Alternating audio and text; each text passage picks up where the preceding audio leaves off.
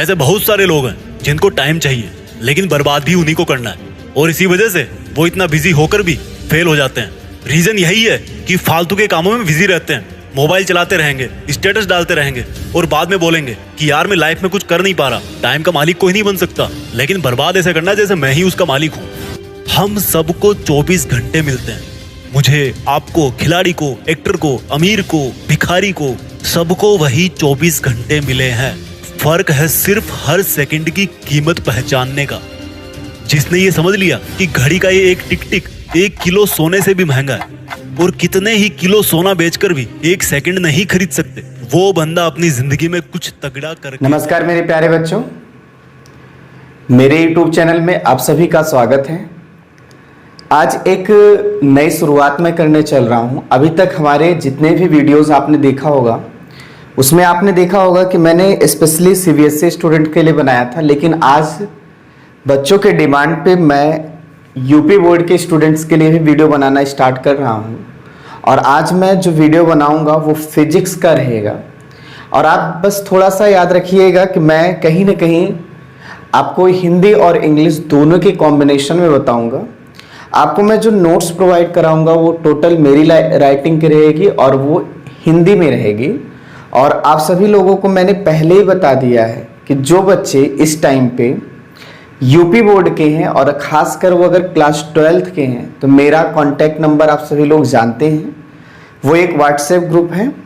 अगर आप 12th के यूपी बोर्ड के स्टूडेंट्स हैं या आप CBSE बोर्ड्स के स्टूडेंट्स हैं, तो जो अपने आसपास के बच्चे, चाहे ये यूपी बोर्ड के हों चाहे CBSE बोर्ड के हों, मैं उनका एक ग्रुप बना रहा हूँ और उस ग्रुप में आप सम्मिलित हो सकते हैं। उस ग्रुप में क्या होगा कि हम बच्चों को जो है नोट्स प्रोवाइड कराएंगे जो मेरे द्वारा लिखी गई होगी। मैं वही नोट्स प्रोवाइड कराऊंगा जो मैं आपको पढ़ाऊंगा। आप यही देखेंगे कि जब मैं उस नोट्स को पढ़ूंगा तो आपको लगेगा कि मुकेश सर आपको पढ़ा रहे हैं। देखिए, बहुत ही टफ होता है कि आप किसी CBSE स्टूडेंट्स को अगर आप पढ़ा रहे हैं इंग्लिश से हिंदी में कन्वर्ट होना, पर आपके लिए मैं करने चल रहा हूँ, कोशिश करने चल रहा हूँ। आपको हो सकता है समझ में अच्छे से आए। हाँ, एक बात मैं और भी क्लियर कर दूं कि अगर आप आगे चल के BSc करेंगे या कुछ भी करेंगे तो आपके लिए इंग्लिश बहुत ही मायने रखेगी, या कॉम्पिटिटिव एग्जाम की प्रिपेयरिंग करेंगे तो भी इंग्लिश बहुत मायने रखेगी। इसलिए थोड़ा सा मैं इंग्लिश और हिंदी का कॉम्बिनेशन लेके चलूंगा और आप अच्छी तरीके से देखिएगा क्या क्या चीजें होने वाली हैं। हमारे पास जो ये पहला चैप्टर होता है जिसे हम सभी लोग कहते हैं, इंग्लिश में इसको नाम क्या दिया जाता है, इलेक्ट्रोस्टैटिक्स। क्या नाम दिया जाता है, इलेक्ट्रोस्टैटिक्स। इसे हम कहते हैं स्थिर वैद्युत। क्या नाम दिया जाता है, स्थिर वैद्युत। ऐसे आप बोलेंगे, ठीक है। और आप सभी लोग थोड़ा सा समझिएगा कि अगर हम कहीं पर भी अब इलेक्ट्रोस्टैटिक्स वर्ड ले रहे हैं नाम, तो आप इसका मतलब समझिए स्थिर वैद्युत। पहले मैं इस चैप्टर के नाम के बारे में बता दूं। स्थिर मतलब क्या होता है, जो कहीं पर भी ना जाए, रुका हुआ। वैद्युत का मतलब यहां चार्ज से है। मतलब अगर हम स्थिर वैद्युत का मतलब समझें तो ये एक ऐसा चैप्टर है जिसमें चार्ज आपका रेस्ट में रहेगा, चार्ज आपका एक जगह पे रुका रहेगा, चार्ज आपका कहीं पर भी टहलेगा घूमेगा नहीं। मतलब हम सभी लोग एक ऐसे चैप्टर को पढ़ने चल रहे हैं जिसमें जो चार्ज है, जिसे हम आवेश कहते हैं, जिसे हम क्या कहते हैं, आवेश कहते हैं, वो आवेश एक जगह पे स्थिर रहेगा। हम सभी लोग फिजिक्स को, ऐसे फिजिक्स की ब्रांच को क्या नाम देंगे, स्थिर वैद्युतिकी, या फिर आप ऐसा कह सकते हैं इलेक्ट्रोस्टैटिक्स। तो नाम मैं लिख भी दे रहा हूं, इसे हम सभी लोग क्या नाम देते हैं, स्थिर वैद्युत। और अभी आपको थोड़ा सा मैंने बोला कि यहां पर क्या होता है, एक एक पॉइंट ध्यान दीजिएगा। आवेश, आवेश को हम सभी लोग इंग्लिश में क्या बोलेंगे, चार्ज। आपका इंग्लिश और हिंदी दोनों का कॉम्बिनेशन अच्छा बना रहे, आपको अच्छी तरीके से समझ में आएगा। इस चैप्टर में देखिएगा, ये जो स्टैटिक्स है, स्टैटिक्स, स्टैटिक्स जो वर्ड होता है ये स्टेशनरी से बना हुआ है। स्टे मतलब क्या होता है, रुकना। तो या आप इसके हिंदी वर्ड से देख लीजिएगा, हिंदी वर्ड से मिलेगा कि ये एक ऐसा चैप्टर है जिसमें जो आवेश होगा, जिसमें जो चार्ज होगा वो बिल्कुल क्या रहेगा, स्थिर रहेगा। स्थिर रहने का मतलब आपने सुना होगा नियत रहेगा, कांस्टेंट रहेगा, वो कहीं चलने फिरने के लायक नहीं रहेगा, एक जगह पे रहेगा। तो हमारी जो भी स्टडी होगी वो कहलाएगी स्थिर वैद्युतिकी। ठीक है। अच्छा, जब हमने शुरुआत कर ही दिया है आवेश के बारे में या हम चार्ज के बारे में शुरुआत कर ही दिए हैं, तो इसके बारे में मैं कुछ और भी सारी बातों को आपको बताने वाला हूं। जो हमारे पास चार्ज होता है, चार्ज का बेसिकली जो मतलब होता है वो एनर्जी होता है। वो क्या होता है, एनर्जी। इस बात को आप याद रखिएगा, चार्ज का जो अगर हम मतलब देखें तो रियल में वो क्या होता है, एनर्जी होता है। तो आप सभी लोग जब एनर्जी की बात करते हैं तो मन में एक ख्याल आता है कि भाई एनर्जी के लिए एक रूल दिया गया था, ऊर्जा संरक्षण का नियम, जिसमें कहा जाता था ऊर्जा ना तो नष्ट होगी ना उत्पन्न होगी, एक रूप से दूसरे रूप में वो बदल जाएगी। ये सबको पता है। तो जब हम चार्ज को ऊर्जा कह रहे हैं, एनर्जी कह रहे हैं, तो उसी तरह से आवेश के लिए भी बोला जा सकता है आवेश संरक्षण का नियम, जिसके हिसाब से ये बन सकता है कि आवेश ना तो नष्ट होगा ना उत्पन्न होगा, हाँ ये एक रूप से दूसरे रूप में क्या होगा, बदल जाएगा। तो ये छोटी सी बातें हैं, इन दोनों से मैंने रिलेट करके बताया है। अगर आपसे कहा जाता है ऊर्जा संरक्षण का नियम, तो आप उसे 9 से ही पढ़ते आए हैं कि हमारी ऊर्जा ना तो नष्ट होती है ना उत्पन्न होती है, वो एक रूप से दूसरे रूप में बदल जाती है। हम यहाँ आवेश को भी एक ऊर्जा की तरह ले रहे हैं, तो आवेश के लिए भी बोल सकते हैं आवेश संरक्षण का नियम, जिसमें आप बोलेंगे आवेश ना तो नष्ट होगा ना उत्पन्न होगा, हाँ यह एक रूप से दूसरे रूप में बदल जाएगा। मैं आपको इतना बता दूं, दुनिया में कोई भी संरक्षण का नियम हो, दुनिया में कोई भी संरक्षण का नियम हो, जैसे मान लीजिएगा हम यहाँ पे लिख भी दे रहे हैं ऊर्जा संरक्षण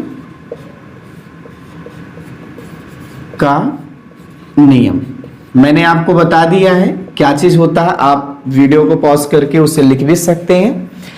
इसको हम सभी लोग इंग्लिश में क्या कहते हैं, कंजर्वेशन ऑफ एनर्जी। क्या नाम दिया जाएगा, law of conservation of energy. Conservation मतलब क्या होता है, कंजर्व होना, रिजर्व हो जाना। जैसे आप रेलवे में जाते होंगे ना, टिकट रिजर्व कराते हैं, तो रिजर्व कराने का मतलब आपकी एक सीट क्या हो गई, फिक्स हो गई ना, उस पर अब कोई आ नहीं सकता है, मैं ही आऊंगा। ठीक है। हाँ, अगर मैं चाहूं तो कोई अदला बदली कर सकता है, अगर मैं नहीं जाऊंगा तो खाली रहेगा, यही बात होगी ना। तो ये आपके पास रहेगा। और दूसरा, इसी तरह से हम सभी लोग, जैसे ऊर्जा संरक्षण का नियम है, वैसे ही आपके पास होता है आवेश संरक्षण का नियम।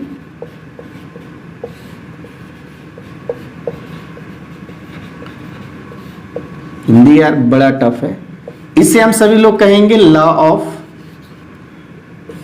Conservation of charge. ठीक है। तो जैसे हमने ऊर्जा संरक्षण या law of conservation of energy बताया है, वैसे ही लॉ ऑफ कंजर्वेशन ऑफ क्या रहेगा, चार्ज रहेगा। आप अच्छी तरीके से को लिख लीजिए जो मैंने आपको बताया है। हाँ, आपको मैं चार्ज के बारे में कुछ बातें और बता रहा हूं, थोड़ा सा आप समझिएगा कि अब आप समझ चुके होंगे ना चार्ज को हम क्या नाम दे रहे हैं, आवेश। मैं एक साथ लिखते जा रहा हूं। जो हमारे पास आवेश होता है, जो चार्ज होता है, ये 2 तरह का होता है। ये आपके पास कितने तरह का होगा, 2 तरह का रहेगा। एक हमारे पास रहता है जिसे हम सभी लोग कहते हैं धनावेश, जिसे बोला जाएगा इंग्लिश में पॉजिटिव चार्ज। दूसरा रहता है ऋणावेश, जिसे इंग्लिश में बोला जाएगा निगेटिव चार्ज। अब मैं आपको जो चीज बताने चल रहा हूं आप वैसे समझिएगा। इस दुनिया में 2 तरह की एनर्जी होती है। आप ऊर्जा की भी बात करेंगे तो आप बोलेंगे 2 तरह की होती है, एक धनात्मक तरह की ऊर्जा होती है और एक ऋणात्मक ऊर्जा होती है। बिल्कुल उसी तरह से आप बोलेंगे कि जो हमारे पास आवेश है ये भी दो तरह का है, एक धन आवेश है और एक क्या है, ऋणावेश है। धन आवेश का मतलब क्या होता है, पॉजिटिव चार्ज। ऋणावेश का मतलब क्या होता है, नेगेटिव चार्ज। ये हमने चार्ज के बारे में थोड़ा सा पढ़ा हुआ है, चार्ज के बारे में थोड़ा सा समझा हुआ है, और आप सभी लोग इसको अच्छी तरीके से समझिएगा जो अब मैं लाइन बताने चल रहा हूं। जैसे अगर हम सभी से कोई पूछता है nature of charge. Nature of charge का मतलब आवेश की प्रकृति। नेचर ऑफ चार्ज का मतलब क्या होता है, आवेश की प्रकृति। आप ध्यान दीजिए, नेचर ऑफ चार्ज का मतलब क्या है, आवेश की प्रकृति। मैं आगे चल के केमिस्ट्री हुआ या फिजिक्स हुआ, कहीं पर भी अगर नेचर वर्ड यूज कर रहा हूं, स्पेशली किसी राशि के लिए या क्वांटिटी के लिए, तो आप इस बात को समझिएगा कि हमारा ये कहने का मतलब होगा कि वो वेक्टर है कि स्केलर है। अब ये वर्ड का मतलब क्या है, थोड़ा सा इसको भी समझिए। हमारे पास दो तरह की नेचर हो सकती हैं, या तो वेक्टर हो सकता है या स्केलर हो सकता है। अब ये इंग्लिश वर्ड है, हो सकता है आपको ना पता हो, लेकिन आपने सुना भी होगा 11th की क्लास में। इसे तो हम सभी लोग अच्छी तरीके से जानते हैं, सदिश और अदिश। सदिश को हम सभी लोग क्या नाम देते हैं इंग्लिश में, वेक्टर, और अदिश को हम सभी लोग क्या नाम देते हैं, स्केलर। बात इतनी समझ में। अब हम नेचर ऑफ चार्ज मतलब जो हमारे पास चार्ज है वो सदिश होगा कि अदिश होगा, तो मैं आपको इसके लिए बता दूं। सबसे पहली बात ध्यान दीजिएगा कि जो हमारे पास आवेश होता है, जिसे हम सभी लोग चार्ज कहते हैं, ये चार्ज एक टाइप का अदिश होता है। ये बात आप याद रखेंगे, ये चीज क्या होती है, अदिश होती है। अदिश होने का मतलब क्या निकलता है कि इसमें डायरेक्शन का कोई मतलब नहीं होता। इसमें डायरेक्शन बहुत इंपॉर्टेंस नहीं होती है, डायरेक्शन का कोई लेन देन नहीं होता है। तो ये आपके पास दो बातें बताई मैंने, एक तो कितने टाइप का होता है, फिर मैंने आपको बता दिया इनका प्रकृति कैसी होती है, नेचर कैसा होता है। ठीक है, दो तरह के इंसान होते हैं, कोई नफरत करेगा तो कोई प्यार करेगा, बिल्कुल वैसे ही यहां पर आपके पास मिलेगा।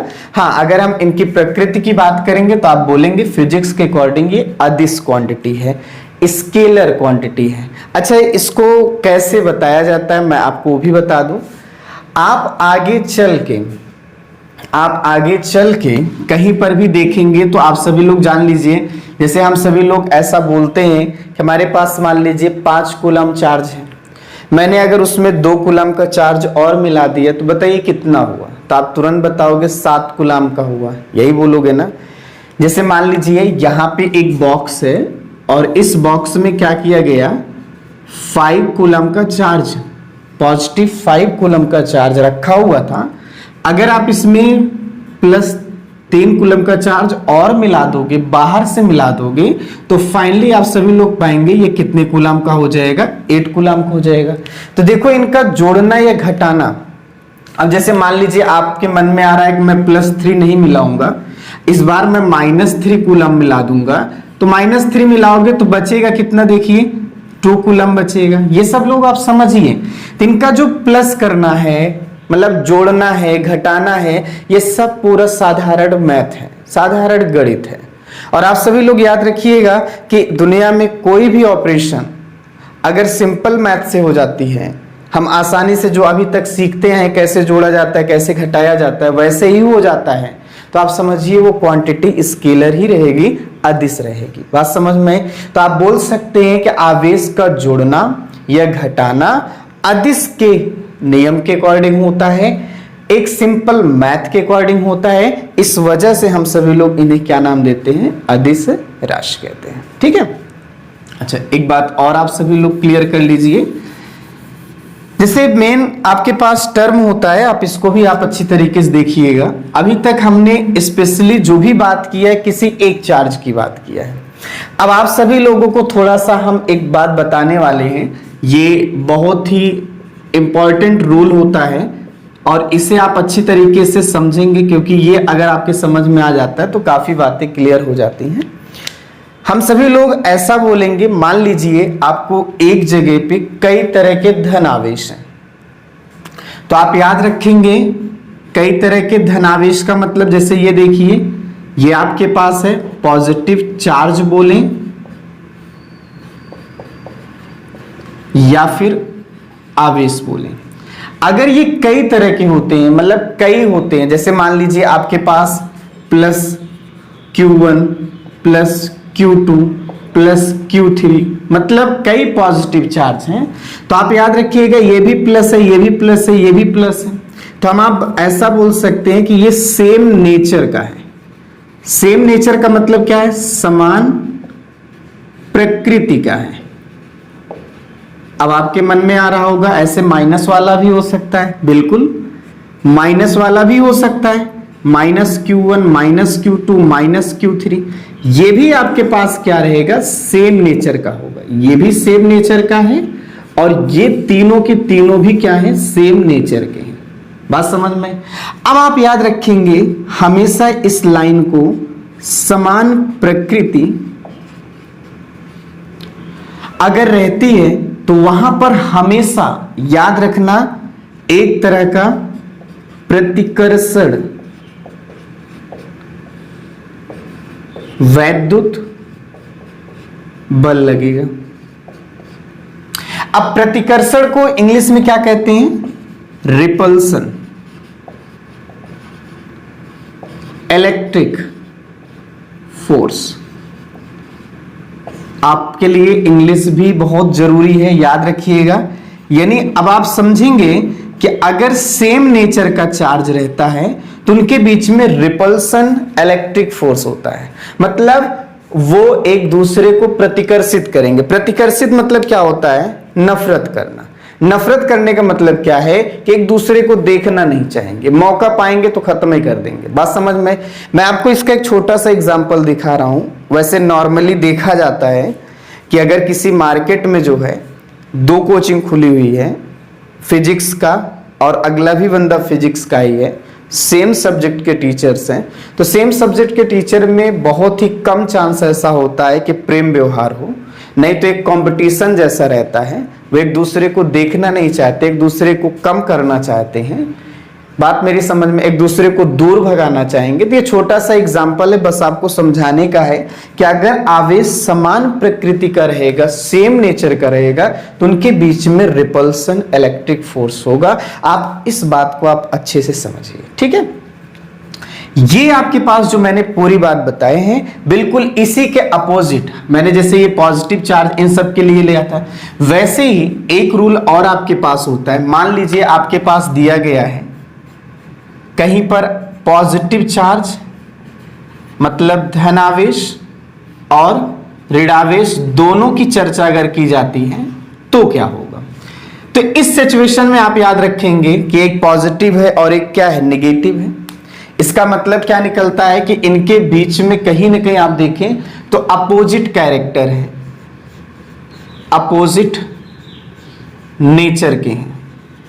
भाई एक धन है और एक ऋण है, एक धनी है एक ऋणी है, तो ये अपोजिट कैरेक्टर हुआ कि नहीं हुआ? तो अपोजिट कैरेक्टर मतलब क्या होता है? विपरीत प्रकृति। अगर विपरीत प्रकृति के रहेंगे तो उनके बीच में प्यार होगा। प्यार होने का मतलब क्या है? एक दूसरे के पास आएंगे, एक दूसरे के आएंगे, पास आएंगे, मतलब उनके बीच में आप ऐसा बोल सकते हैं एक टाइप का आकर्षण होगा। यानी आप ऐसा बोलेंगे आकर्षण वैद्युत बल होगा।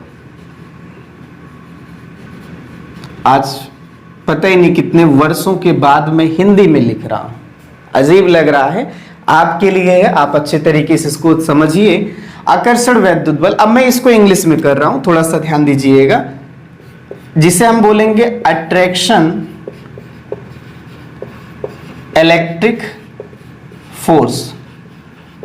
मैं आपको एक रास्ता सिखा रहा हूं, एक बात बता रहा हूं कि आपके लिए इंग्लिश बहुत मायने रखेगी जब आप बीएससी करेंगे या कॉम्पिटिटिव एग्जाम में जाएंगे, तो आपके लिए बहुत मायने रखेगी। तो आप एक एक करके इंग्लिश को भी याद करते जाइए, हिंदी इंग्लिश दोनों का कॉम्बिनेशन रहेगा, तो आपको बहुत मजा आएगा। इस बात को आप समझें।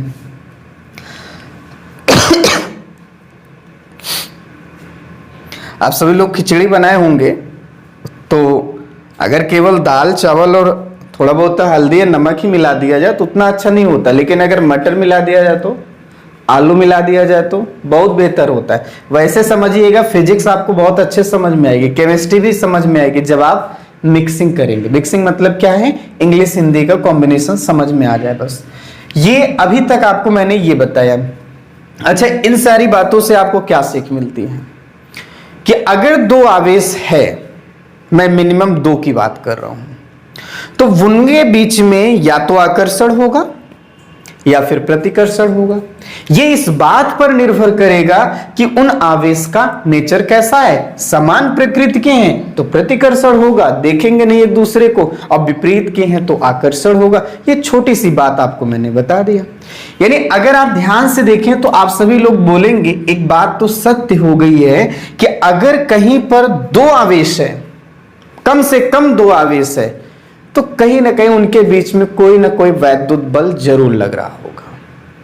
कोई ना कोई वैद्युत बल क्या होगा?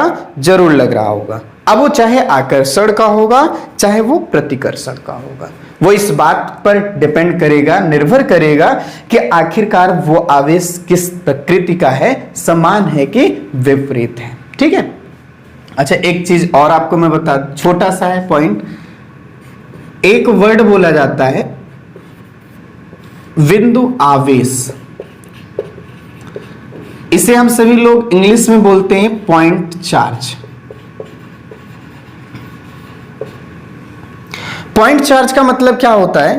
पॉइंट मतलब समझ रहे हैं ना, बिंदी। बिंदी जैसे ये बिंदी है ना, तो अगर मैं आपसे पूछूं इसकी साइज क्या है, तो आप बोलेंगे इसमें ना तो लंबाई का पता है ना चौड़ाई का पता है। तो आप पॉइंट का मतलब होता है जिसकी लंबाई चौड़ाई ना हो, मतलब जिसकी साइज बहुत कम हो। जैसे मैं आपको एक छोटा सा एग्जांपल बता रहा हूं। जैसे आप मान लीजिए दिल्ली से प्रतापगढ़ आ रहे हैं, तो दिल्ली से प्रतापगढ़ की डिस्टेंस बहुत ज्यादा है, दूरी बहुत ज्यादा है, और उस दूरी के रेस्पेक्ट में अगर आप कार की साइज को कंपेयर करेंगे, कार की साइज को तुलना करेंगे, तो कार कितना होगा? छोटा होगा ना, बहुत छोटा होगा, एकदम बिंदी जैसा होगा। तो आप समझ लीजिएगा एकदम पॉइंट है। या आप इस पूरे पृथ्वी की जितनी साइज है उस साइज में अपने आप की साइज देख लीजिए, बहुत एकदम छोटा सा रहे, कीड़े मकोड़े से बेहतर, एकदम बहुत छोटा, तो उसे बिंदु कहते हैं, उसे पॉइंट कहते हैं। यहां पे जो पॉइंट चार्ज होता है ना, इसमें कहा गया कि अगर चार्ज का मैग्नीट्यूड मतलब परिमाण, याद रखना, यहां पे मैं लिख भी दे रहा हूं, मैग्नीट्यूड का मतलब होगा मैग्नीट्यूड ऑफ चार्ज। मैं आगे चल के इंग्लिश वर्ड बोलूंगा, आप इसे जरूर याद रखें, जिसे हम बोलेंगे आवेश का परिमाण। ये जो आपके पास होता है, अगर पॉइंट जैसा रहे, पॉइंट मतलब क्या है? बहुत कम रहे, बिंदु जैसा। बिंदु जैसा मतलब क्या है? एकदम पॉइंट जैसा अगर रहता है, बहुत कम रहता है, तो हम उसे बिंदु आवेश कहते हैं। यानी बिंदु आवेश भी कहीं ना कहीं किसी से तुलना की गई होगी। अब किससे तुलना की गई है मैं आपको बता दे रहा हूं, थोड़ा सा आप इसको समझिएगा। जैसे मान लीजिएगा हमारे पास ये एक लाइन है, इसका ये पॉइंट आपके पास एक चार्ज है जिसे हम Q1 कह रहे हैं, ये चार्ज है Q2 कह रहे हैं। ठीक है, ये दोनों चार्ज के बीच का क्या है? दूरी है, जिसे हम R से बोल रहे हैं। दूरी को हम आगे चल के डिस्टेंस बोलेंगे, इस बात को भी आप याद रखेंगे। डिस्टेंस मतलब क्या होता है? दूरी होता है। ये चार्ज आप सभी लोग समझ चुके हैं, चार्ज मीन्स क्या होता है? आवेश होता है। ठीक है, अब हम बिंदु आवेश को समझा रहे हैं, उसे समझिए। अगर इस दूरी के रिस्पेक्ट में चार्ज की वैल्यू बहुत कम है, चार्ज का मान क्या है? बहुत कम है। वो इतना कम है कि वो लगभग कैसा है? पॉइंट जैसा है, पॉइंट ऑब्जेक्ट जैसा है। मैं आपको क्या बताया अभी तक? अभी तक मैंने आपसे यही बोला कि इस पृथ्वी के साइज की तुलना में अपने शरीर की साइज बताइए, तो आपको एकदम समझ में आ गया होगा हम पृथ्वी की साइज की तुलना में बहुत छोटे हैं, बिंदु जैसे हैं। तो आप एक बिंदु पदार्थ हुए, बिंदु ऑब्जेक्ट हुए, पॉइंट ऑब्जेक्ट हुए। बिल्कुल वैसे ही इस डिस्टेंस के रिस्पेक्ट में, दूरी के रिस्पेक्ट में अगर चार्ज की वैल्यू बहुत कम रहती है, या ऐसा बोलो कोई ऐसा चार्ज जिसकी वैल्यू बहुत कम है, बिंदु जैसा है, तो हम सभी लोग उसे क्या कहते हैं? बिंदु आवेश कहते हैं।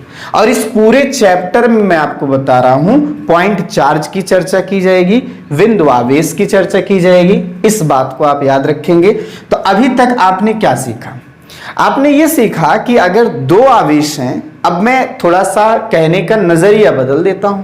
अगर दो बिंदु आवेश हैं, अब वो चाहे जैसे भी हो, प्लस प्लस हो, माइनस माइनस हो, प्लस माइनस हो, तो उनके बीच में एक वैद्युत बल लगेगा, चाहे वो अट्रैक्शन का होगा, चाहे रिपल्सन का होगा। हाँ, याद करने के लिए ऐसा भी कहा गया है, अगर सेम रहता है, सेम चार्जेस रहते हैं, समान आवेश होते हैं, तो एक गाना आप सुने होंगे ना, नहीं सुने हैं तो सुन लीजिए। वो एक दूसरे को बोलेंगे हट मी, और अगर उसी जगह पे अपोजिट रहते हैं, ये याद करने का मैं थोड़ा सा तरीका बता रहा, अपोजिट चार्जेस होते हैं, तो वे एक दूसरे को बोलेंगे, ये तो गाना आप सुने होंगे, touch me touch me touch me, बिल्कुल वही चीज, वे एक दूसरे को टच करने की इच्छा रखेंगे। बात समझ में? तो अभी तक आपने लास्ट तक क्या सीखा? यही सीखे होंगे कि अगर दो पॉइंट चार्जेस हैं तो उनके बीच में कोई ना कोई फोर्स लगेगा।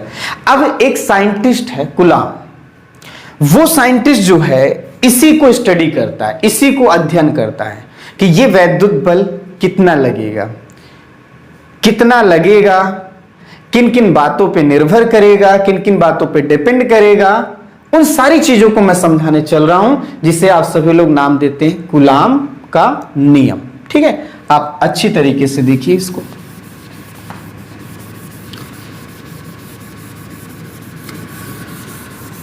बेहतर होगा कि आप सभी लोग बढ़िया से नोट्स कर लीजिए इसको। और मैंने आपको पहले ही बता दिया कि आप सभी लोग बहुत अच्छा करेंगे। एक छोटी सी शुरुआत मैंने यूपी बोर्ड वाले बच्चों के लिए किया है। ये आप सबका कर्तव्य है कि मेरे कांटेक्ट नंबर में मैं जो ग्रुप बनाऊंगा, उस ग्रुप में आप सभी लोग यूपी बोर्ड्स के जितने बच्चे रहेंगे या सीबीएसई के जितने बच्चे रहेंगे, उन सभी बच्चों का एक ग्रुप बने, जिससे अच्छी तरीके से उनकी मैं पढ़ाई करवा सकूं। और ये फ्री ऑफ कास्ट है, मतलब आपको पैसा देने की कोई ज़रूरत नहीं है। पर इतना याद रखिएगा कि जितना ज़्यादा से ज़्यादा हो सके मेरे चैनल को आप सभी लोग सब्सक्राइब करें, शेयर करें। कोई प्रॉब्लम हो तो मेरे कमेंट बॉक्स में कमेंट कर सकते हैं, नहीं तो व्हाट्सएप पे कांटेक्ट कर सकते हैं। आपकी सारी प्रॉब्लम सुनी जाएगी। अभी तो समय इतना ज़्यादा है कि प्रॉब्लम बहुत आसानी से और अच्छी तरीके से सॉल्व कराया जा सकता है।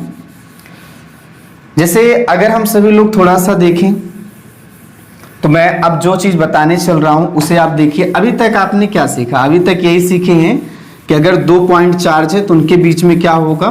फोर्स होगा।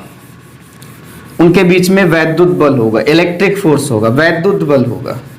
वो प्रतिकर्षण करे या आकर्षण करे, वो इस बात पर निर्भर करता है कि चार्ज कैसा है।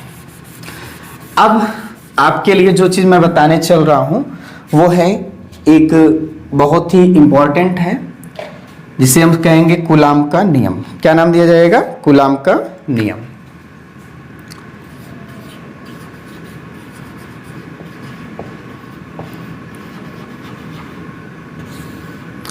हम सभी लोग इसे कहते हैं कूलाम का नियम, राइट? अच्छा, इसके अकॉर्डिंग क्या कहा जाता है, ये क्या बताना चाहता है? तो मैंने आपसे बोला कि अभी तक हमने क्या सीखा? चार्जेस हैं एक से अधिक तो उनके बीच में वैद्युत बल है। अब वो वैद्युत बल कितना होगा, किन किन बातों पर निर्भर करेगा, उन सारी बातों को ये नियम बताता है। जैसे इनके अकॉर्डिंग ये कहा जाता है, जैसे मान लीजिए ये मैंने दो पॉइंट बताया है और इन पॉइंट्स को मैं नाम भी दे देता हूं, जैसे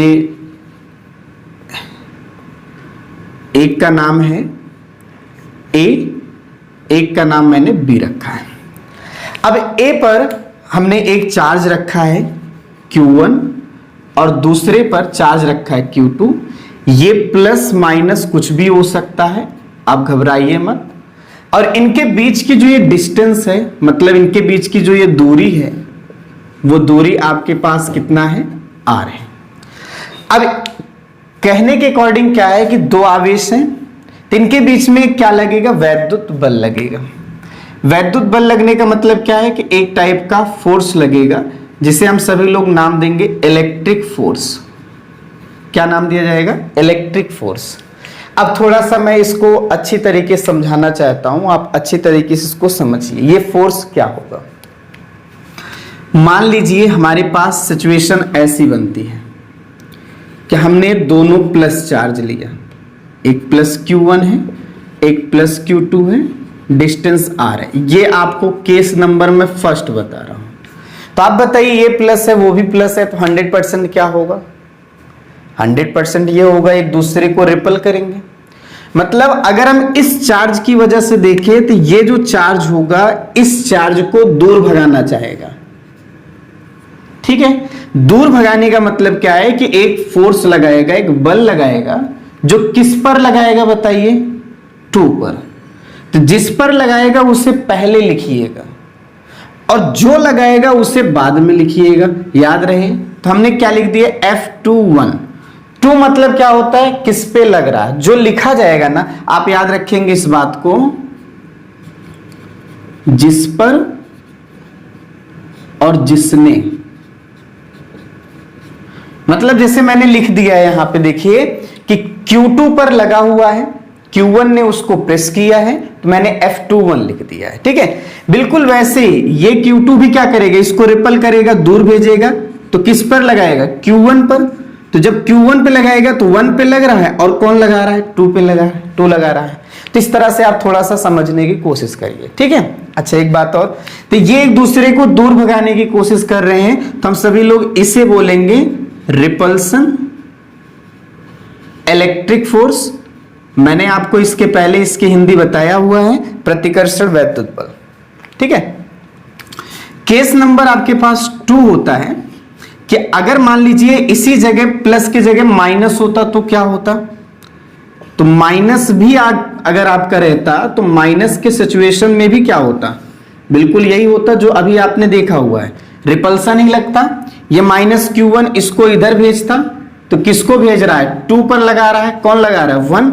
और यहां पर देखेंगे 1 पे लगेगा, कौन लगाएगा, 2। किस पे लगेगा, कौन लगा रहा है, यही चीज आप ध्यान दीजिएगा। और इनके बीच की डिस्टेंस क्या होगी, R होगी। इस बात को आप याद रखेंगे। केस नंबर 1 और केस नंबर 2 एक जैसा है, इनके बीच में भी क्या लगेगा, रिपल्सन इलेक्ट्रिक फोर्स होगा।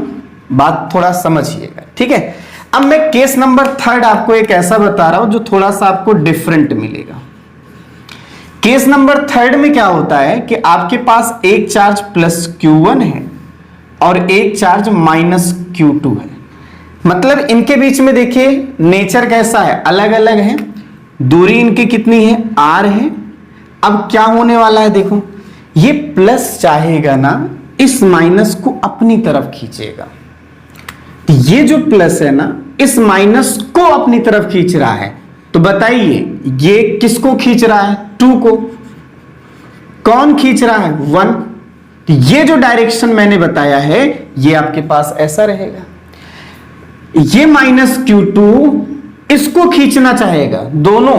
अरे भाई आकर्षण का मतलब क्या, मैं खींचूं तो अगला भी सोच रहा है खींचे ना, तो मैं इसकी तरफ आऊं या अगला उसकी तरफ आए। जैसे आप सभी लोग वो सुने, एक सर्कल वाला होता है ना, एक दूसरे का हाथ पकड़ के आप घूमते हो, तो क्या फील होता है कि मैं उसको खींचूं वो मुझको खींचे, यही तो होता है ना। अगर बैलेंस में रहते हैं तो आप गिरते नहीं हैं, और अगर कोई कमजोर मिल गया तो आप तमाशा देख लीजिए, गिर जाएंगे तुरंत।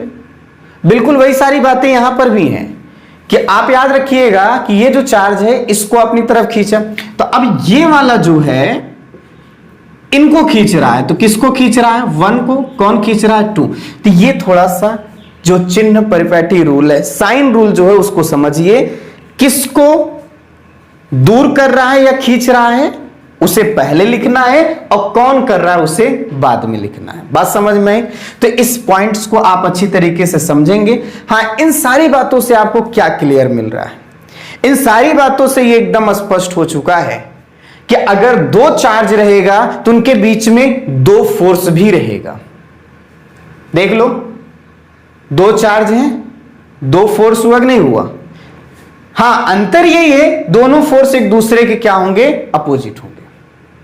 दोनों फोर्स एक दूसरे के क्या रहेंगे? विपरीत रहेंगे। कहीं पर भी देख लीजिए, ये दोनों एक दूसरे के विपरीत हैं, यहां पर भी एक दूसरे के विपरीत हैं, और यहां पर भी देखिए एक दूसरे के क्या है? विपरीत रहेंगे। इस बात को आप याद रखेंगे।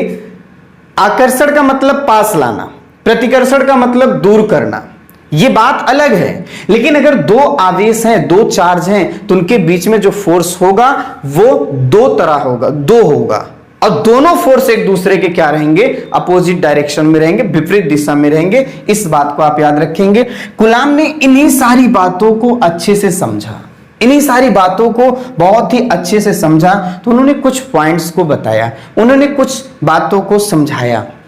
उन्होंने किन बातों को समझाया मैं आपको बता दूं।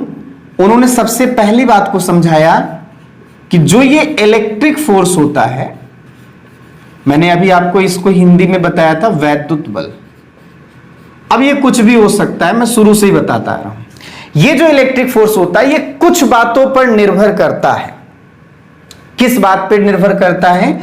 जिनमें पहली बात क्या है, मैं अगर लिखना चाहूं तो ऐसा लिख सकता हूं, आवेश की प्रकृति पर। तो मैंने स्टार्टिंग में बोल दिया कि भाई इसका मतलब क्या होता है? इसका मतलब होता है कि वो आवेश अगर समान रहा, सेम रहा तो प्रतिकर्षण होगा, विपरीत रहा तो आकर्षण होगा। तो ये आप ऐसे लिख सकते हैं, सेम अगर है तो रिपल्सन होगा, मतलब प्रतिकर्षण होगा, और उसी जगह अगर अपोजिट है तो वहां पर क्या रहेगा? आकर्षण होगा, अट्रैक्शन होगा। आप इस बात को आप याद रखेंगे, ठीक है? चलिए, दूसरा ऐसा कौन सी बात है जिस पर ये निर्भर करेगा? तो इन्होंने बोला आवेश की प्रकृति, चलो ठीक है, यह आवेश की मात्रा पर भी डिपेंड करता है। अब मात्रा मतलब क्या है? मान पर। अभी जैसे मैंने आपको बोला ना, हम क्या नाम देते हैं? मैग्नीट्यूड ऑफ चार्ज पर निर्भर करता है। अब मैग्नीट्यूड ऑफ चार्ज पर कैसे निर्भर करता है? तो इन्होंने इतना कहा कि आवेश जितना ज्यादा पावरफुल वाला रहेगा, जितना ज्यादा मान वाला रहेगा, जितनी ज्यादा वैल्यू वाला रहेगा, ये फोर्स भी उतना ज्यादा होगा।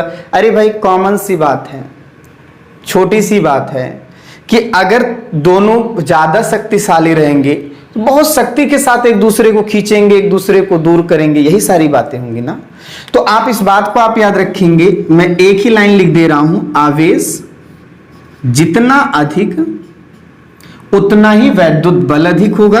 मैंने नोट्स में लिखा हुआ है, और नहीं तो आप ऐसे मैं जो बोल रहा हूं इसे भी लिख लीजिए वीडियो को पॉज करके, कि आवेश जितना ज्यादा होगा, जितना ज्यादा वैल्यू का होगा, वैद्युत बल भी उतना ही ज्यादा होगा। हाँ, एक बात और आपको मैं क्लियर कर दूं, इसके अकॉर्डिंग ये कहा गया कि अगर ये जैसे दो चार्जेस हैं, तो इनके बीच में लगने वाला जो ये इलेक्ट्रोस्टैटिक्स फोर्स है, मतलब जो वैद्युत बल है, ये दोनों चार्जेस के गुणनफल के समानुपाती होता है।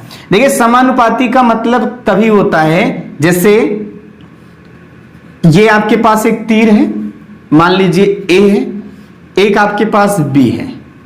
अगर मैं इस तीर की लंबाई बढ़ा दूं और इस तीर की भी लंबाई अगर बढ़ जाती है, तो आप कहेंगे ये दोनों एक दूसरे के क्या है? समानुपाती। मतलब एक बढ़ रहा है तो दूसरा भी बढ़े, तो समानुपाती, जिसे हम कहेंगे डायरेक्टली प्रोपोर्शनल। और अगर एक बढ़ रहा है दूसरा घट जा रहा है तो उसे कहेंगे विलोमानुपाती, इनवर्सली प्रोपोर्शनल। आपको आगे चल के पूरी बात बताऊंगा। मैंने अभी आपको क्या बोला कि जैसे ही अगर आप आवेश बढ़ाएंगे, ठीक है, तो वहां पर जो ये फोर्स रहेगा, वैद्युत बल जो रहेगा वो भी बढ़ जाएगा।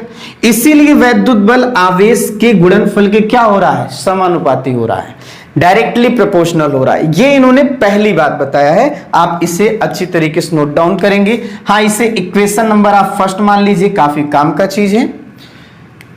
अगली किस बात पे डिपेंड करता है मैं उसको बता रहा हूं, आवेशों के बीच की दूरी पर।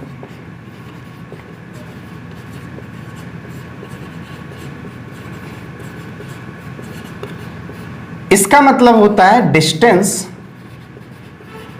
Between charges. आप बिटवीन को V/W लिख दिया करिए, वो सब लोग समझ जाएंगे। बिटवीन ही आप लिख रहे हैं, बिटवीन मतलब बीच होता है। अच्छा, डिस्टेंस बिटवीन चार्जेस का मतलब क्या है, मैं आपसे पूछना चाहता हूं कि कोई भी चीज हो, अगर दूरी कम रहती है ना, तो कहीं ना कहीं फोर्स क्या होगा, बहुत ज्यादा होगा। तो ये आप सभी लोग समझिएगा, दुनिया में कोई भी फोर्स रहेगा ना, तो आप देखेंगे मैक्सिमम केस में देखेंगे कि दूरी जितनी कम होगी फोर्स उतना ही ज्यादा प्रभावी होगा। जैसे दो चुंबक ले लीजिएगा, जितना पास लाओगे उनके बीच में बल फोर्स उतना ही क्या होगा, ज्यादा होगा। बात समझ में?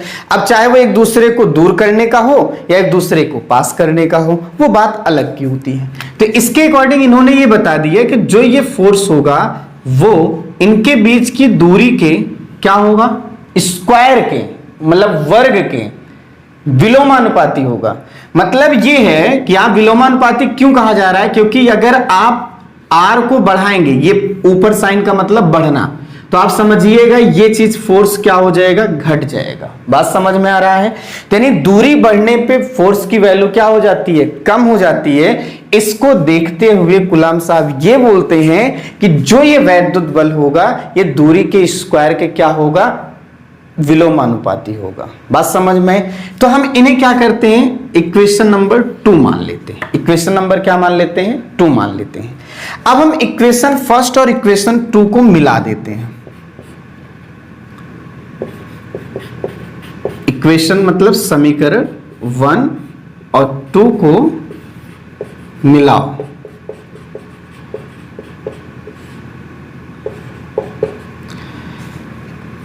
समीकरण का मतलब क्या होता है, उसे अंग्रेजी में बोलते हैं इक्वेशन फर्स्ट एंड सेकंड को क्या करना है, कंबाइंड करना है। अगर आप कंबाइंड कर देंगे तो क्या मिलेगा, ये साइन दोनों में है, ये देखिए ऊपर है और ये नीचे है, ऐसा। अब समझना, ये फिजिक्स सिखाता है कि इस साइन को जब मैं हटाऊंगा बराबर और कोई कांस्टेंट लाऊंगा, कोई नियतांक लाऊंगा, तो ये Q1 Q2 by r square. और अब मैं आपको जो चीज बताने चल रहा हूं याद रखें, ये जो C है ये एक टाइप का क्या है, नियतांक है, जिसे हम सभी लोग कूलाम्स कांस्टेंट बोलते हैं। क्या नाम देते हैं, कूलाम्स कांस्टेंट कहते हैं। ये चीज यहां तक समझ में आ गया। अब आपको मैं जो चीज समझाऊंगा वो C के बारे में समझाऊंगा, C का क्या इंपॉर्टेंस होता है, C का मतलब क्या होता है, उसे आप समझिए। आप इस बात को आप याद रखेंगे, अभी तक मैंने आपको जितना भी बताया है, मेरा आपसे बस इतना रिक्वेस्ट है कि आप इसके नोट्स बनाइए, नोट्स बना के अच्छी तरीके से जो है इसको समझिए। मैं आपको एक भी ऐसा पॉइंट नहीं रहेगा जो आपको नहीं समझ में आएगा। मैं इतने दावे के साथ बोल सकता हूं कि आपको अच्छी तरीके से समझ में आएगा। बस मेरा आप सबसे यही निवेदन है कि आप जितना ज़्यादा से ज़्यादा हो सके अपने साथियों के पास इस वीडियो को शेयर करें, ताकि वो भी लाभ उठाएं। मेरे लिए सभी बराबर हैं और आप सभी लोग अच्छी तरीके से पढ़ाई करें, आपका रिजल्ट अच्छा हो, भविष्य अच्छा हो, ऐसी मेरी कामनाएं हैं। कोई भी प्रॉब्लम रहती है तो आप सभी लोग मुझे व्हाट्सएप नंबर पे कांटेक्ट कर सकते हैं। अच्छा, अभी मैंने आपको क्या बोला, मेरी पूरी बात क्या होने वाली है, C पर। C पर क्यों होने वाली है मैं उसको बता रहा हूं। ये जो आपके पास C है, जिसे हम सभी लोगों ने नाम दिया कूलाम्स कांस्टेंट। अच्छा, आप सब लोग जिद मत करिए कि हमने बुक में देखा है K लिखा गया है, हमने बुक में देखा है K लिखा गया है, कोई मतलब नहीं होता है। बात समझ में? जैसे आपका घर का नाम कुछ होगा, स्कूल का नाम कुछ होगा, दोस्त कुछ और बुला रहे होंगे, क्या आप नाम के अकॉर्डिंग बदल जाते हैं, नाम के अनुसार आप बदल जाते हैं, आप तो होते एक के हैं ना। तो ये सब कोई मतलब नहीं है कि कोई K लिख रहा है कोई C लिख रहा है, मेरा ये स्टाइल है सी लिखूंगा क्योंकि मुझे कूलाम बहुत पसंद है, उनकी शुरुआत नाम से सी से होता है। ठीक है, अब ये जो कांस्टेंट होता है ये बड़ा इंपॉर्टेंट कांस्टेंट होता है, बहुत ही इंपॉर्टेंट कांस्टेंट होता है। ये इसलिए इंपॉर्टेंट कांस्टेंट होता है क्योंकि ये मेनली दो बातों पे डिपेंड करता है, दो बातों पे। पहली मैं यहां लिख दे रहा हूं डिपेंड्स। डिपेंड मतलब निर्भर करना। अगर कहीं पे हिंदी वगैरह मैं गलत लिख दे रहा हूं तो इसके लिए क्षमा चाहता हूं क्योंकि बहुत ज्यादा हमको हिंदी नहीं पता है। निर्भर करना डिपेंड्स, अगर हम इनमें देखेंगे तो आप सभी लोग ऐसा बोलेंगे, एक तो डिपेंड करता है मीडियम पर, मीडियम मतलब होता है माध्यम पर। इसके बारे में तो आपको मैं बहुत अच्छी तरीके से बताऊंगा। और दूसरा डिपेंड करता है नेचर ऑफ इलेक्ट्रिक फोर्स पर। नेचर ऑफ इलेक्ट्रिक फोर्स का मतलब यहां अलग है। विद्युत बल की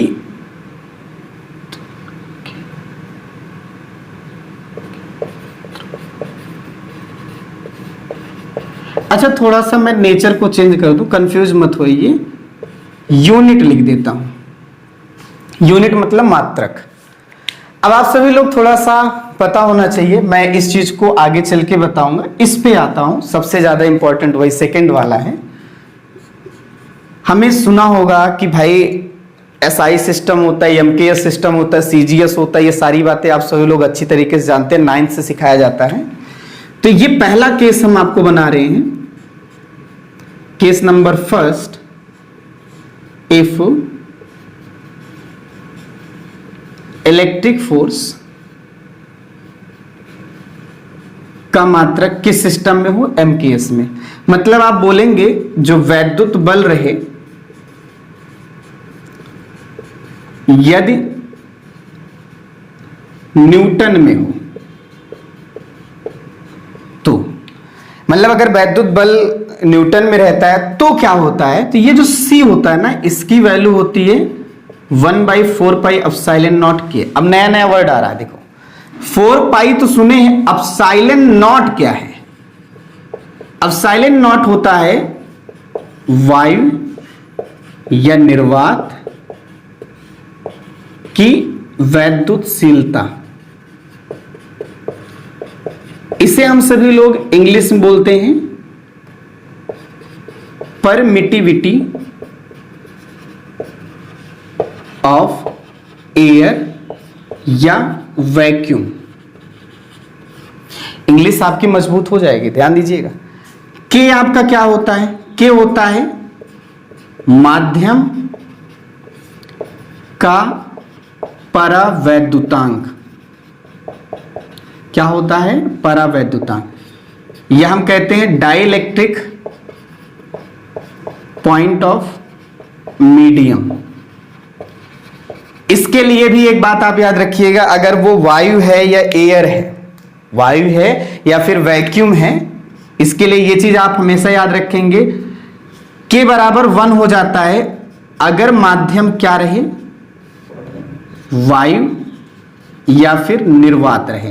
तो इस बात को आप याद रखेंगे, के बराबर कितना हो जाएगा? 1 हो जाएगा। नहीं तो अलग अलग माध्यम के लिए इसकी वैल्यू क्या होगी? अलग अलग होगी। ये चीज आप याद रखेंगे। अब अगर मैं इस C की वैल्यू को रख देता हूं इस वाले फॉर्मूले में, तो जरा बताइए क्या बन जाएगा? फोर्स बराबर 1/4 पाई एप्सिलॉन नॉट के, charge 1 charge 2 by r square. ये आपके पास बनेगा। ठीक है, अब थोड़ा सा आप समझो कि ये आपके पास जो है ना, F जो है ये किसी माध्यम का है।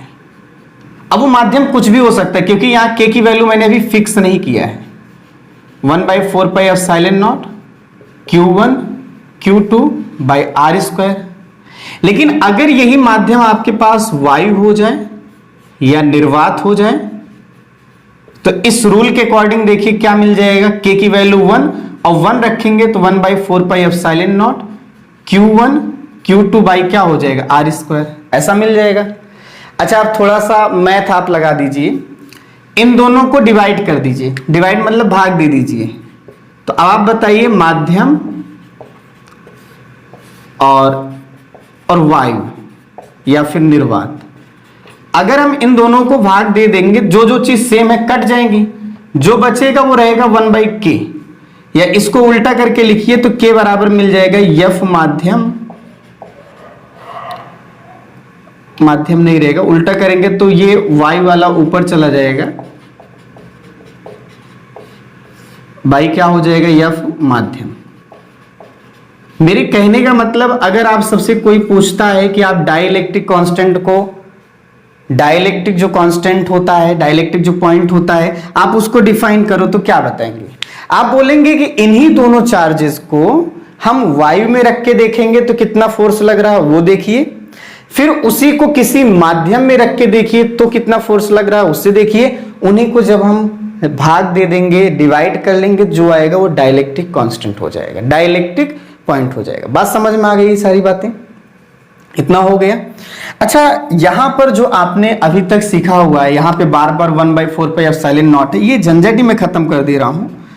पूरे चैप्टर में याद रहे 1/4 एप्सिलॉन नॉट जो रहेगा ना, ये आपके पास इसकी वैल्यू 9 10 की पावर 9 रहेगी, 9 10 की पावर क्या रहेगी 9।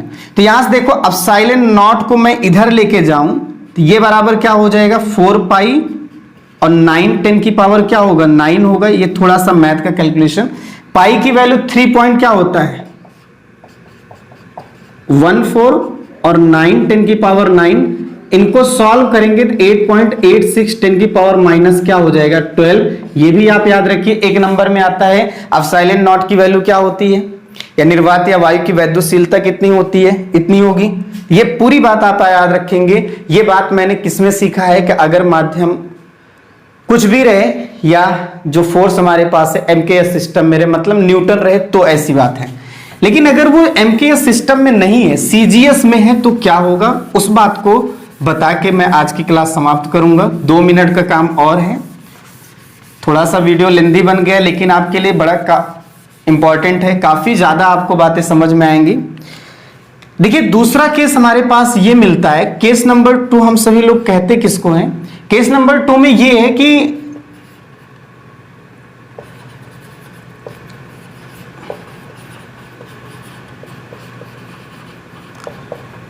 सीजीएस सिस्टम में हो, मतलब जो हमारे पास वैद्युत बल है सीजीएस सिस्टम में इसका जो मात्रक होता है वो डाइन होता है, घबराइए मत, ये क्या होता है डाइन होता है। अगर ऐसा रहे तो क्या होगा, तो इस सिचुएशन में आप याद रखेंगे C बराबर हमेशा क्या होगा 1/k होगा, ये बात याद रखेंगे, C बराबर हमेशा क्या होगा 1/k होगा। अब जब C बराबर 1/k होगा तो फोर्स बराबर क्या हो गया 1/k, charge 1 charge 2 by r square. ये आपके पास फिर से मैं बता रहा हूं किसी माध्यम के लिए होगा, क्योंकि यहां के हमने डिसाइड नहीं किया कि वायु है या निर्वात। हाँ अगर आप ये डिसाइड कर लेते हैं कि ये वायु माध्यम है या निर्वात माध्यम है तो बात कुछ और है, तो आपके पास यही मिलेगा, के की जगह 1 हो जाएगा, क्योंकि वायु या निर्वात के लिए के की वैल्यू क्या होती है 1 होती है। तो ये आपके पास दूसरा फॉर्मूला मिल जाएगा, तो आप घबराइए मत, बड़े अच्छी तरीके से यहाँ पे सारी बातें आपको समझ में आएंगी। हाँ मैं चलते चलते एक छोटा सा पॉइंट आपको और बता दे रहा हूं, यहाँ पे जो एप्सिलॉन नॉट होता है आप इसके लिए फॉर्मूला जरा बनाइए, कहीं पर भी ये फॉर्मूला आप ले लीजिए, कहीं पर भी कोई फॉर्मूला ले लीजिए, जैसे ये आपके पास है, ये आपके पास है, एप्सिलॉन नॉट के लिए फॉर्मूला बनाइए तो क्या होगा, आपने देखा कि फोर्स बराबर क्या है 1/4 pi epsilon nought, charges by r square. Epsilon nought को एफ की जगह ला दीजिए, 4 pi f charges by r square. मैं इसलिए बता रहा हूं थोड़ा आपको मैं एप्सिलॉन नॉट का मात्रक बता दूं, घबराइए मत, ये इसकी यूनिट बता रहा हूं। मात्रक कितना होगा 4 पाई, इसका कोई मात्रक नहीं थी, ये चार्ज का क्या होता है कूलाम, ये भी कूलाम, तो कूलाम का क्या हो जाएगा स्क्वायर बाई एफ का क्या हो गया न्यूटन, आर का क्या हो जाएगा मीटर स्क्वायर। तो तो कहीं ना कहीं अगर इनकी यूनिट की बात करेंगे कूलाम स्क्वायर पर न्यूटन मीटर स्क्वायर, ये जो के आपके हैं ये भी फोर्स है ये भी फोर्स है, तो यहां पर आप ध्यान देंगे तो आप बोलेंगे मात्रकहीन होगा। मात्रकहीन मतलब क्या है, यूनिटलेस होगा, इसके पास कोई यूनिट नहीं होगी। मैं पूछना चाहता हूं इसे भी न्यूटन कर दो इसे भी न्यूटन कर दो, न्यूटन बाय न्यूटन का होगा, एक ही तो होगा। तो इसलिए आप सभी लोग बात को थोड़ा समझिएगा। अंत में आपको मैंने ये चीज समझाया कि अगर हम देखें तो फोर्स की यूनिट न्यूटन होती है या डाइन होती है, लेकिन हम रेशियो की बात करें, अनुपात की बात करें तो अनुपात की कोई यूनिट नहीं होती, याद रखिएगा। जैसे ये के आपके पास है मात्रकहीन होगा, इसकी कोई यूनिट नहीं होगी। अब साइलेंट नॉट की यूनिट पेपर में आती है। आज तक आपने जो चीज पढ़ा हुआ है, कई क्वेश्चंस पेपर में आए हुए हैं, जैसे कूलाम्स का लॉ पूछा गया है, कूलाम का नियम पूछा गया है। दूसरा डाइलेक्ट्रिक कांस्टेंट मतलब के बारे में पूछा गया, के आपका क्या होता है, मैंने यहाँ पे परिभाषा बता दिया है। वायु या निर्वात में अगर चार्जेस को रखो तो जो बल लगेगा और उसी को माध्यम में रख दो, उतनी ही दूरी पे रख दो, तो उनका जो अनुपात होगा वही आपके पास होगा। ये सारी बातों को मैंने एक्सप्लेन किया है। मैं आशा करता हूं आप सभी लोगों को अच्छी तरीके से समझ में आया होगा। आज के लिए बस इतना ही, थैंक यू। और बस आपसे मैंने जो कहा आप उस पर अच्छी तरीके से रहिए कि जितने ज़्यादा से ज़्यादा हो सके वीडियो को शेयर करिए। कोई प्रॉब्लम हो तो व्हाट्सएप नंबर पे कांटेक्ट कर सकते हैं, किसी भी टाइम कर सकते हैं। हाँ, आप जितना ज़्यादा से ज़्यादा हो सके लोगों को जोड़ने का प्रयास करिए, चाहे वो यूपी बोर्ड के हों चाहे वो सीबीएसई बोर्ड के हों। यूपी बोर्ड के लिए स्पेशल मैं क्लास चला रहा हूँ, सीबीएसई बोर्ड के लिए तो मैंने बनाया हुआ है, इसके पहले वीडियो बनाया हुआ है। तो यूपी बोर्ड में थोड़ा सा मुझे प्रॉब्लम हो रही है हिंदी लैंग्वेज के लिए, लेकिन फिलहाल आपके लिए इतना तो मैं कर ही सकता हूँ। लेकिन आप भी मेरे लिए करिए जो मैं कह रहा हूँ, समझ आ रहा है ना। Thank you.